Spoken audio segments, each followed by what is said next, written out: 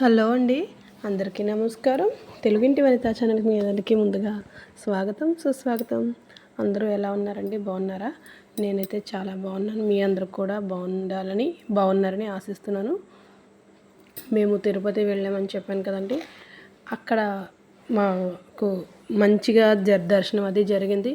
First అయితే వెళ్తూనే రూమ్స్లో luggage పడేసి మా బాబుకి తలనీలాలు ఇవ్వడం, మేమేమో 3 కత్తలు ఇవ్వడం, ఆ ప్రోగ్రాం అంతా జరుగుతుంది.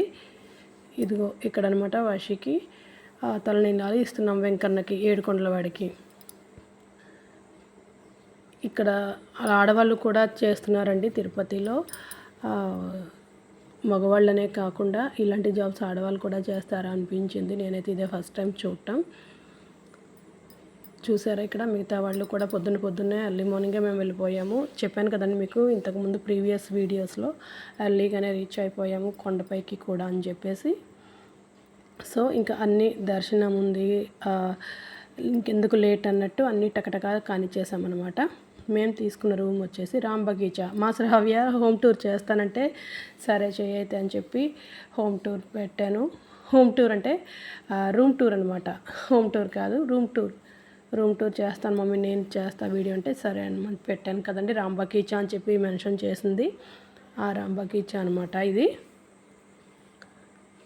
Ram Bagicha very near by temple అనమాట. అది టెంపుల్కి దగ్గర, అన్నిటికీ కూడా మీకు చెప్పాను కదండి, బాగా దగ్గర అనమాట, వాకబుల్ డిస్టెన్స్ అనమాట. చాలా బాగుంటుంది. పిల్లలతో కూడా కొంచెం వెళ్ళచ్చు ఈజీగానే, పర్వాలేదు, నడుస్తారు వాళ్ళు, ఆ మాత్రం పర్వాలేదు. ఇదిగోటండి మేము తీసుకున్న రామ్ బగీచా రూమ్ అయితే ఎంట్రన్స్ ఇలా ఉంటుందన్నమాట. మాకు రామ్ బగీచా 1 ఇచ్చారు. రామ్ బగీచాలో కూడా 1, 2, 3, 4 అని ఉంటాయండి.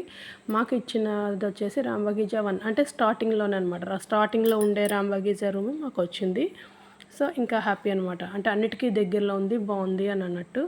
రామ్ బగీచా అనేది ఇప్పుడుది కాదండి, ఎప్పుడో తిరుపతి కట్టిన స్టార్టింగ్లో నుంచి ఉన్నది.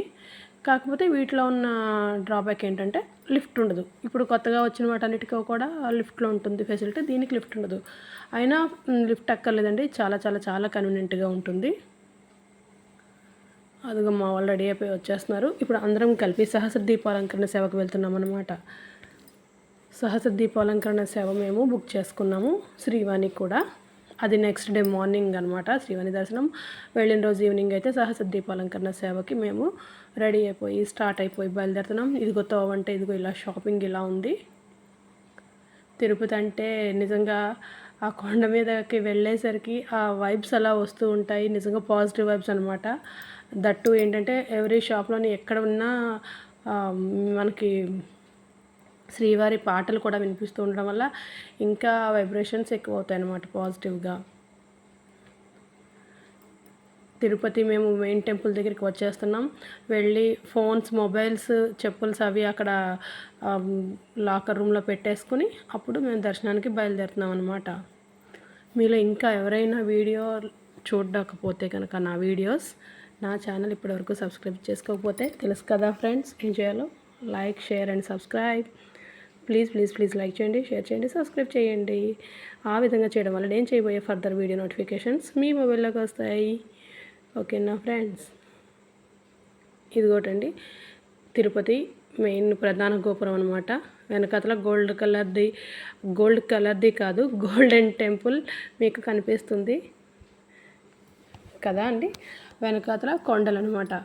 నిజంగా తిరుపతి అంటే ఎవరికి కూడా చెప్తున్నాను కదండి, నచ్చకుండా ఉండదు, తెలియకుండా ఉండదు. చెప్పాను కదండి, ఆ ఫీలే వేరంటే అంతే అనమాట. అదొక లెక్క అంతే. అది ఎవరికి వాళ్ళు స్వయంగా వెళ్ళి బాగా తెలుసుకోవాల్సిందనమాట. ఆ వైబ్స్ని అవి నోటి మాటలతో చెప్పడం వేరు, అక్కడికి వెళ్ళి కళ్ళారా మనసారా ఆస్వాదించడం వేరు. అంతేనా అండి? అవునా కాదా? మేమైతే చెప్పాను కదండి, అక్కడ కౌంటర్ దగ్గరికి వెళ్ళి కనుక్కుని సహస్ర దీపాలంకరణకి మేము ఎక్కడ రిపోర్ట్ చేయాలి ఏంటి అనేది కనుక్కోవడానికి వెళ్తున్నాం. వెళ్ళి అక్కడే చెప్పుల్స్ను, మొబైల్స్ ఇవన్నీ కూడా, మొబైల్స్ వచ్చేసి సుపదంలో తీసుకున్నారు మాకు.